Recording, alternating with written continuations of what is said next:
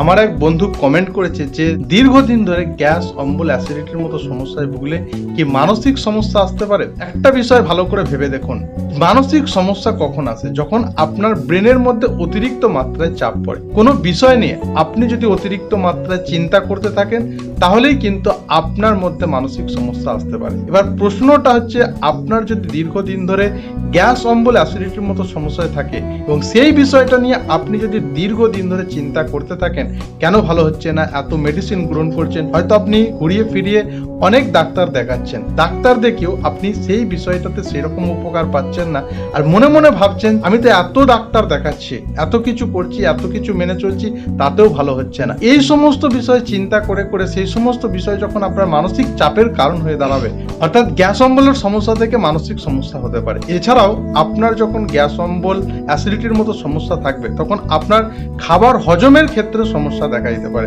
আপনার ব্রেনের কার্যকারিতাকে ঠিক রাখার জন্য যে সমস্ত ভিটামিনস বা মিনারেলস এর দরকার, সেগুলো কিন্তু ঠিকভাবে অ্যাবজর্ব হবে না, সেগুলো ঠিকভাবে শোষণ হবে না, অর্থাৎ আপনার শরীর ঠিকভাবে পাবে না, যার কারণেও কিন্তু আপনার ব্রেনের ফাংশনের মধ্যে গোলযোগ দেখা দিতে পারে, অর্থাৎ মানসিক সমস্যা হতে পারে। ব্রেনের স্বাস্থ্যকে ভালো রাখার জন্য সবচেয়ে কার্যকরী একটি ভিটামিন হলো ভিটামিন B12।